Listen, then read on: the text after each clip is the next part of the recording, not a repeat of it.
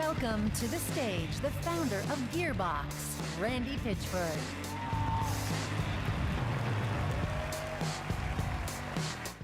Borderlands fans know why I'm here, right?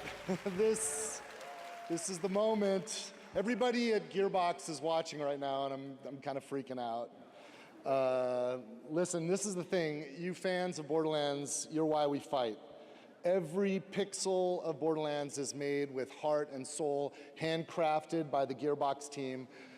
We're all giving it everything we got, you guys. We're putting everything we have into this game. And listen, what's going on, everybody? It's your favorite Revenant, Phantom 6, and we are back at it again with another video. So, if you've not seen it yet, Borderlands 4 released another new trailer. It's a gameplay trailer during the TGAs, and there was a lot to unpack in it. And it could potentially be the last Ganon game for the franchise. But we'll get into that later in the video. For now, here's 11 details you may have missed. So now for number 1 is who I'm fairly positive is our main villain, because this chick is the hand that we saw grab the Psycho mask, and also she's the only one that has the same colored eyes, and she looks like their boss for the cyberpunk psychos that we have now. And immediately after the cyberpunk psychos, we have presumably a variant of like the Guardians or another enemy type, and also there seems like their leader, who is later in on this list as well. So for our Vault Hunters, we have the Hunter, the Siren, the Berserker, and the Soldier. The Hunter looks like it could be Zane's child. The Siren, I feel like, has Commandant Steele's abilities. As for the Soldier, is the only one we don't have much info on right now. As for our new crew, we have Zane, the person who looks an awful lot like Marcus, this chick, and of course Claptrap, a badass psycho with robo arms. And now some weapons, strictly legendaries it seems like, that are glowing, so it might be this game's version of anointments or just something else entirely that they're wanting to do.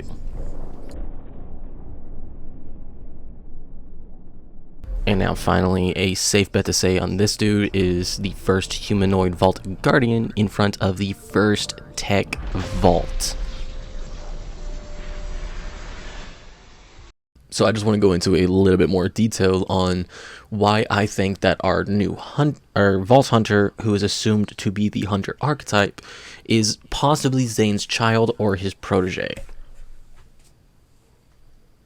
So the first thing I was thinking of is that we can tell from this picture right here that there was a small little bit of a time jump. We're not entirely sure on how much of a time jump there was, but we can still safely say that there was one.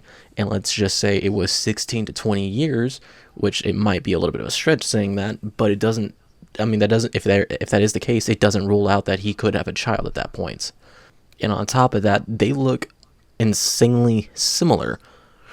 And also, if y'all don't remember what Zane's melee looked like in Borderlands 3, here it is for you. And if we compare that to, let's just say, the more advanced weaponry that Zane eventually made for his son or protege, it's not that far of a stretch to assume so. But at the end of the day, this is just a theory that I hope is true, and I hope that it's not that far of a stretch, because I would absolutely love the dialogue from Zane as a father in the new Borderlands game. Alright, so now on to the part that all of y'all have stuck around to the end of this video for, and that's why this could be the possible end, or the setup for the end of the canon Borderlands games. And the reason I'm saying that is because so far we already know that there is 7 sirens at a given time. And as we can tell from the Iridian writings in Borderlands 3, and warning, at the very bottom you can see it says you must never find the 7th. So far we know of 6 sirens at the moment, and that is Lilith, who has phase walk, and we think she might still be alive because we can still see her phoenix on the moon, kind of probably just containing the destroyer's gate, my bad, not gate, but the vault key. We have Angel, who died and eventually his powers got transferred over to Tannis with phase shift. We have Maya, who got disintegrated and gave it to, well, the reason she got disintegrated, Ava.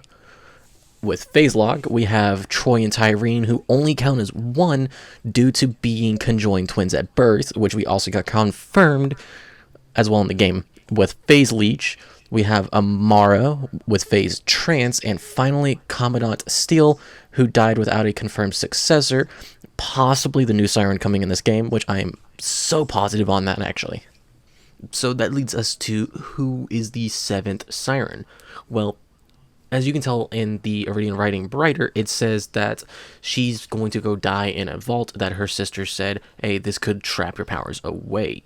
And if that's the case, I feel like that is going to be the vault that we're entering right now, which does explain why it's more of like a up-to-date vault, or at least a vault that looks like it's been maintained.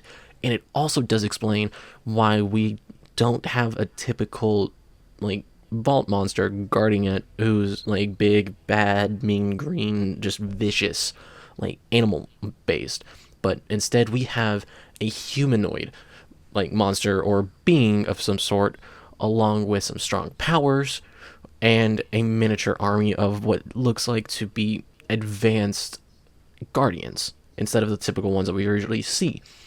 So in another Iridian writing, it does say that she is terrified of like the destroyer, which is just never-ending destruction, but also that she's kind of terrified of like the yin and yang, where there's destruction, there could be a never-ending creation, which makes me want to believe that once we get the access to the 7th Siren, does that mean we have, once we get all the Sirens get together, does that mean that is the endless creation?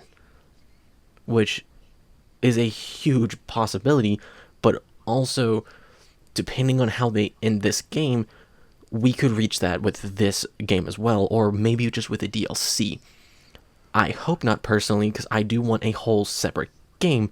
That way we can at least play around with the other Siren abilities, because we haven't been able to play with the Leech one, which is Tyrene and the Calypso twins, or we are getting, I'm assuming, Commandant Steel's in this one, but the one we have not gotten to test with, as well as the 7th. So we might have 2 more games after this, and if that's the case, I would love that.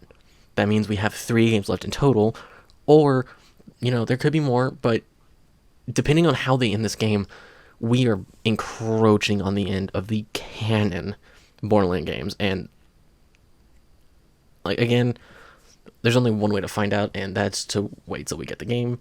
So, other than that, let me know what your thoughts are. I do want to know every single one of y'all's opinions.